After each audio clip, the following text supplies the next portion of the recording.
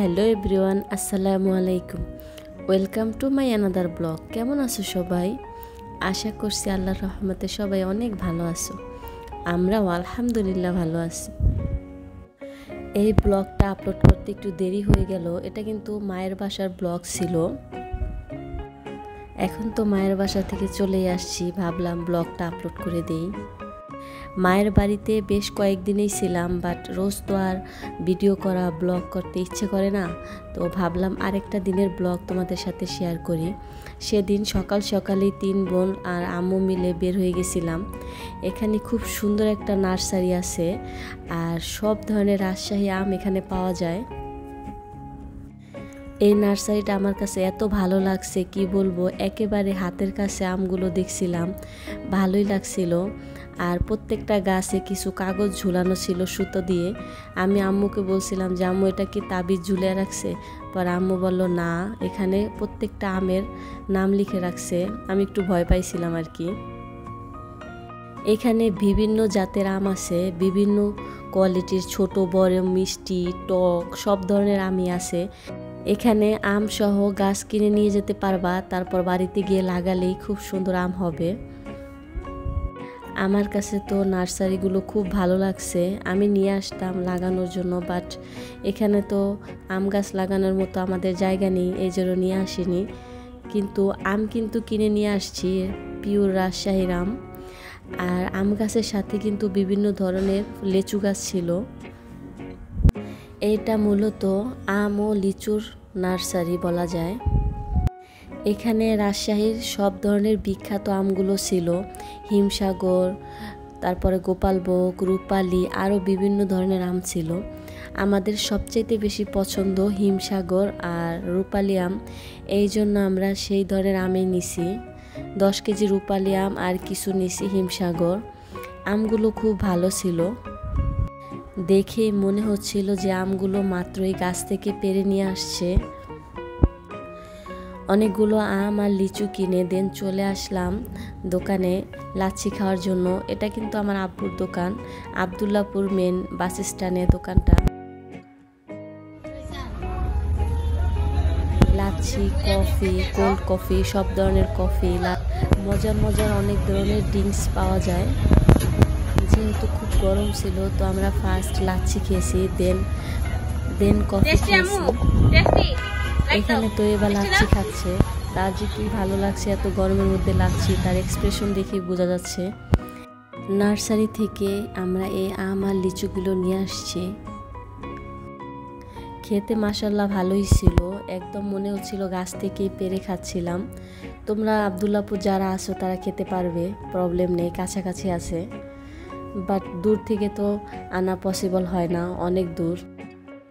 আর আমার কেন জানি মনে হয় ওই দিকের থেকে এখানে একটু গরম বেশিই লাগে, তাপমাত্রা মনে হয় একটু বেশি। হঠাৎ ভাবলাম ওই রুমে এত চিল্লাচিল্লি কিসের, এখন গিয়ে দেখি মামা ভাগ্নের মেলা বসছে, সবাই মিলে মামাকে ঘিরে বসছে। মামা অনেকগুলো মজা নিয়ে আসছে সবার জন্য। মূলত ওদের সবাইকে দোকানে নিয়ে গেছিল, ওরা যে যা পছন্দ করে সবার জন্য নিয়ে আসছে, এখন বাগাবাগি চলছে।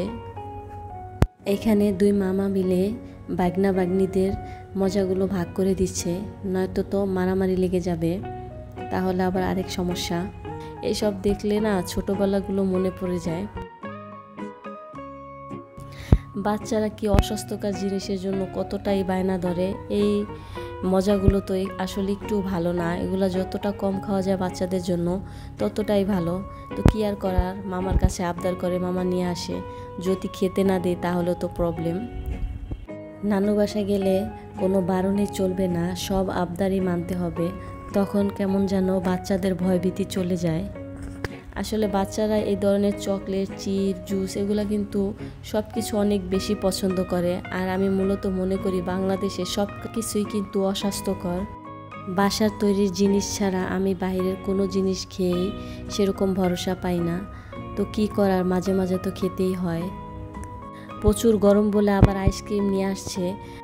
যতবারই বলবো যে গরম লাগতেছে, 2 ভাই চলে যায় আইসক্রিম আনতে, যখন যেটা পারে সেটাই নিয়ে আসে। এখানে আমি আইসক্রিম চাচ্ছিলাম, যেহেতু ক্যামেরা আমার হাতে ছিল, ওরা সবাই আমার থেকে নিয়ে নিচ্ছিল বারবার। সবাই মিলে অনেক মজা করে আইসক্রিমগুলো খেলাম। আসলে আমরা সবাই বড় হয়ে গেলে কি হবে, একসাথে হলে এত বেশি মজা করি, সবাই বলবে আমরা সবাই বাচ্চা। এবারও বাবার বাসাতে যাওয়ার পরে বাবা আমার দিকে তাকিয়ে বলল যে এত বড় হয়ে গেছিস, কিন্তু আমার কাছে এখনও মনে হয় যে সেই 2 বছর 3 বছরের বাচ্চাটাই আমার সামনে বসে আছে। আসলে বাবা মার কাছে বা অনেক সময় নিজেদের কাছে বাচ্চাই মনে হয় নিজেদেরকে। এই তো এখন মহাযুদ্ধে নেমে পড়ছি। সবাইকে বললাম রোস্টটা আমি রান্না করব। আমার ছোট বোন বলছিল ও রান্না করবে, আমি বলছিলাম তোরটা ভালোই হবে না। আম্মু না করছিল আমাকে রান্না করতে, তাও আমি রান্না করতে গেলাম। এখানেই তো একটা কাণ্ড বাঁধিয়ে বসলাম। রোস্টগুলো ভাজতে গিয়ে এত তেলে ছিটে আসছিল, পুরো হাতটাই পুড়ে গেল।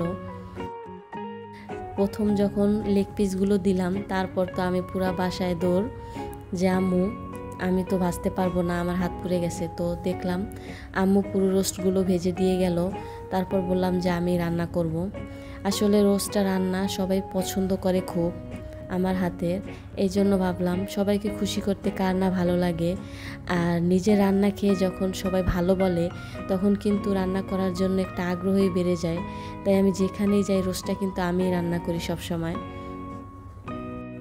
একটু জ্বালা করছিল, তো কিছুক্ষণ বসে থেকে আর কিছু ওষুধ দেওয়ার পরে জ্বালাটা চলে গেছে। তো আম্মু বলছিল যে তো রান্না করার দরকার নেই, আজকে ফাতেমাই রান্না করুক। বাট তাও আমি জিদ করে নিজেই রান্না করতে গেলাম। সবাইকে বললাম আমারটাই বেশি ভালো হবে, জানি না কেমন হবে, আল্লাহ জানে। আমরা ভাই বোন সবাই মিলে বলছিলাম আজকে আম্মুকে রান্না করতে দিব না, এক একজন এক একটা রান্না করব। বাট কি আর করার, সবাই কিন্তু কমপ্লিট করতে পারেনি, একটু একটু করে দেন চলে গেছে।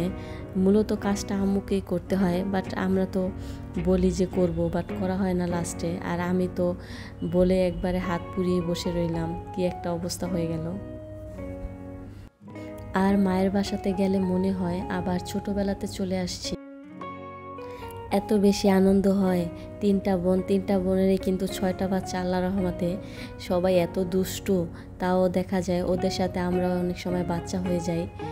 এই সময় হয়তো শুধুমাত্র মায়ের বাসায় গেলেই, আর নিজেদের বাসায় হয়তো বা সময়ই হয় না একটু দুষ্টামি করা, ফাজলামি করার। এই যে রান্নাগুলো কমপ্লিট হয়ে গেছে, তো ঈদ বলে কথা, সেমাই তো রান্না করতে হবে। এখানে বিভিন্ন কালার সেমাই রান্না করছে আর এই পোলাও রান্না করছে। তো আজকে আম্মুর ছোটো জামাই আসবে, তো ভাবলাম সুন্দর একটা আপ্যায়নের ব্যবস্থা করি খুব সুন্দর করে। তার জন্যই কিন্তু সুকেশ থেকে সব কিছু নামিয়ে দেন আপ্যায়নের ব্যবস্থা। সবার জন্য এরকম বাটি নামালে তো আম্মু দিত একবারে মায়ের, এই জন্য তার জন্যই আর কি ব্যবস্থা করা। জামাই যেহেতু একটু গুছিয়ে তো খাওয়াতে হয়ই। অনেক সময় দেখি মানুষ কত গুছিয়ে দেন মেহমানদের আপ্যায়ন করে, সেটা কিন্তু ভালোই লাগে। সব সময় এরকম হয় না, বাট মাঝে মাঝে করতে কিন্তু ভালোই লাগে।